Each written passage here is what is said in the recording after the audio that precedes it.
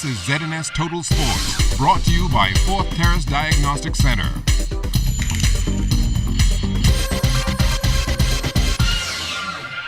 Welcome to sports, everybody. With the inaugural IAAF World Relays right around the corner, work is moving full steam ahead on the track at the Thomas A. Robinson National Stadium. And tonight, Charles Fisher provides us with an update.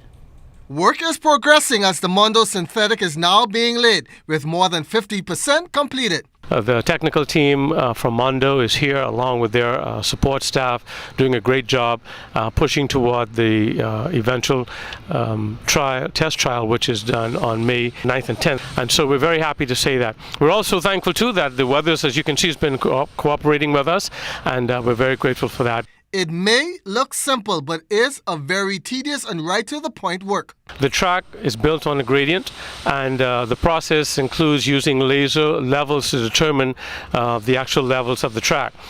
As you see the bricks, when they lay the synthetic, there's a process of weights that must be distributed based on the graphic layout of the track, and so the layout of the bricks are between lanes and between the seams, and so they're ensuring that the proper weight is applied to ensure that the proper bonding takes place evenly throughout that particular section of the track. Line markings will be the next phase after this. That is a very intricate process because it's all done on degrees, and so that team will come in perhaps within the last week of the entire process, examine, and then they'll begin to set up their machinery to properly line the facility.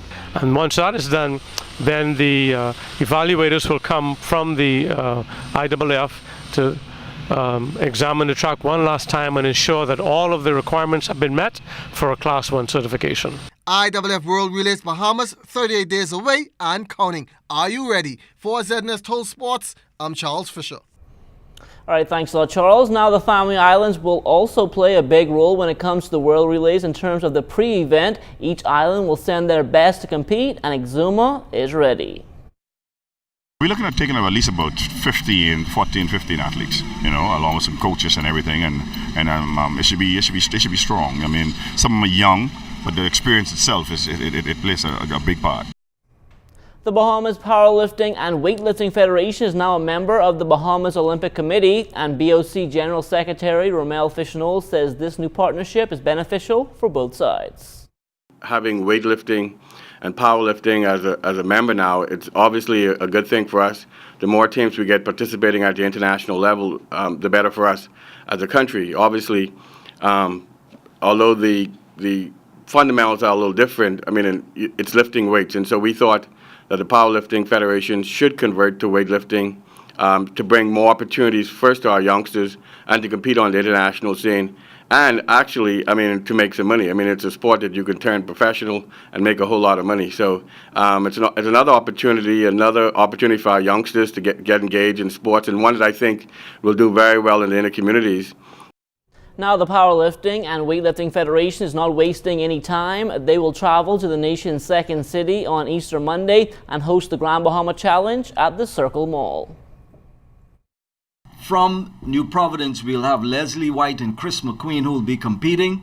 Leslie will be on the powerlifting side, and Chris McQueen is representing us on the weightlifting side. We have some more athletes who will be competing on the weightlifting side, and this meet is going to stay just for the Central Pan American Games that will be held in Mexico.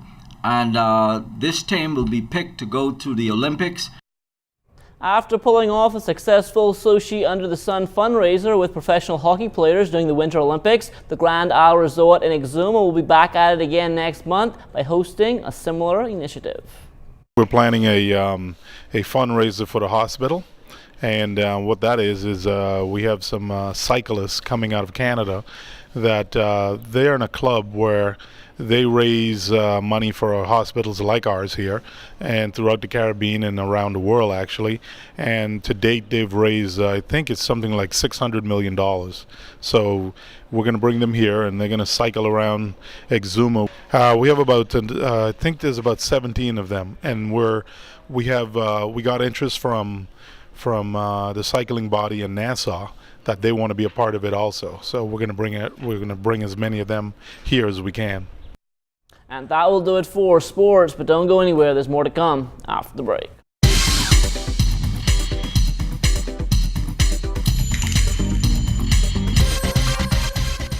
This is ZNS Total Sports, brought to you by Fourth Terrace Diagnostic Center.